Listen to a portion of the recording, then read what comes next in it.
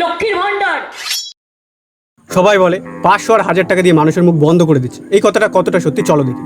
রাজ্য সরকার আমাদের টাকা দেয়, আর যারা টাকা নেয় তাদের এটা বোঝা উচিত কোনো নেতা মন্ত্রী তাদের পকেট দিয়ে টাকা দেয় না, এদের বাপ দাদার সম্পত্তি নেই, এটা তোমারই টাকা, মানে সাধারণ জনগণের ট্যাক্সের টাকা। এবার ট্যাক্স না সবাই দেয়, কেউ ডাইরেক্ট ট্যাক্স দেয়, কেউ ইনডাইরেক্ট ট্যাক্স দেয়। ডাইরেক্ট ট্যাক্স কোনটা? আমি টাকা ইনকাম করলাম, তার উপর যত ট্যাক্স হয় আমি সরকারকে দিলাম, সেটা হচ্ছে ডাইরেক্ট ট্যাক্স।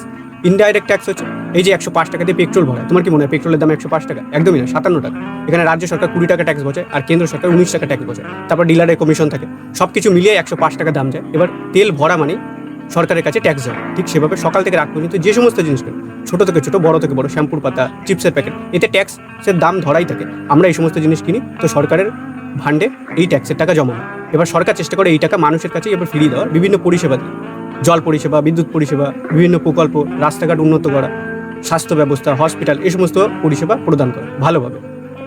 এবার এখানে তোমায় কেউ বলে দেয়নি যে সরকারের থেকে তুমি এইসব সুবিধা পাবে, তার কোনো ভুল হলে তুমি কিছু বলবে না। মানে সরকার 500-1000 টাকা দিচ্ছে, খুব ভালো কথা, তুমি নিচ্ছ, আরও ভালো কথা, কিন্তু সেই সরকারের ভুল হলে তুমি বলো। এবার তুমি যদি এটা ভাবো, আহারে আমি যদি কিছু বলি তাহলে হয়তো আমার 500-1000 টাকা বন্ধ হয়ে যাবে, তাহলে এখানে সরকার কিছু করছে না, তুমি নিজেই নিজের মুখ বন্ধ করে রাখছো সামান্য কিছু টাকার লোক।